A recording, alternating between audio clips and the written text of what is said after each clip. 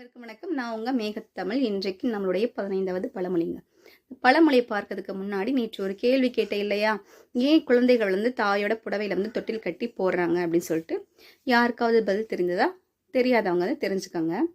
இப்போ முன்னொரு காலத்தில் குழந்தைகளை தொட்டில போடுறது ஒரு பெரிய விழாவாகவே எடுத்து கொண்டாடியிருக்காங்க. இப்பயுமே சில இடங்களில் அது நடந்துகிட்டு இருக்கு. ஏன் குழந்தைகளை தன் தாயோட புடவையில தொட்டில் கட்டி போடுறாங்க அப்படின்னு பார்த்தோம்னா, அந்த தாயோட வாசனை, அந்த கதகதப்பு குழந்தை வெளி உலகத்துக்கு வந்திருக்கு. அந்த பாதுகாப்பு உணர்வை ஏற்படுத்துறதுக்காகத்தான் குழந்தைகளை தாயோட புடவையில தொட்டில் கட்டி போடுறாங்க. மேலும் இது வயிற்று தொடர்பான பிரச்சனைகளை குறைக்குமா, ஜீரண கோளாறுகளை எல்லாம் சரிப்படுத்துமா. அந்த ஒரு பெரிய ரீசன் தான் இதுக்கு பின்னாடி இருக்கு. தெரியாதவங்க தெரிஞ்சுக்கோங்க, மற்றவங்களுக்கு ஷேர் பண்ணுங்க. இன்றைக்கு நம்ம பழமொழிக்குள்ள போகலாம். இந்த பழமொழி பொதுவாகவே நம்ம தினமும் பயன்படுத்துறதுதான். 1000 பொய் சொல்லியாவது ஒரு கல்யாணத்தை நடத்தணும் அப்படின்னு சொல்லிட்டு. இது தவறான பழமொழி. நம்ம தவறாக இதை பயன்படுத்தி இத்தனை வருடங்களை இந்த பழக்கத்தில் வச்சுருக்கோம். இந்த பழமொழியோட உண்மையான கரெக்டான மீனிங் என்னன்னு தெரிஞ்சுட்டு இனிமேல் பழமொழிகளை பயன்படுத்துங்க. சரியான பழமொழி என்ன அப்படின்னு பார்த்தோம்னா, 1000 பேரிடம் சொல்லி போய் ஒரு திருமணத்தை நடத்தணும் அப்படின்னு அர்த்தம். அப்படின்னா என்ன அர்த்தம் அப்படின்னு பார்த்தோம்னா, அந்த காலங்களில் என்ன செய்வாங்கன்னா, பெண்ணுக்கும் மணமகனுக்கும் தொடர்பு இந்த காலங்கள மாதிரி இருக்காது.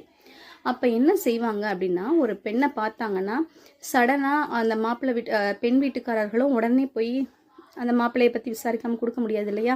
இவங்களும் 4 இடத்துல விசாரிப்பாங்களாம், அவங்களும் விசாரிப்பாங்களாம்.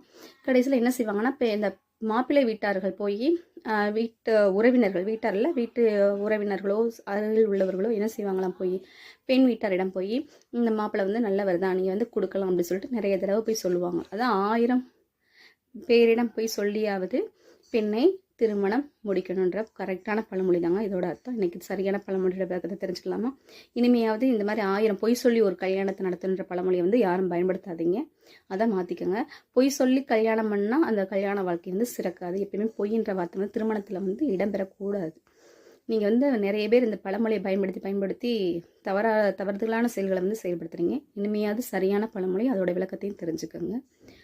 எப்பயும் சொல்கிறது தான், தமிழை வளர்ப்போம், நல்ல மாணவர்களை உருவாக்குவோம், நம் முன்னோர்கள் கொடுத்த பழமொழியை மீட்டெடுப்போம். நன்றி, வணக்கம்.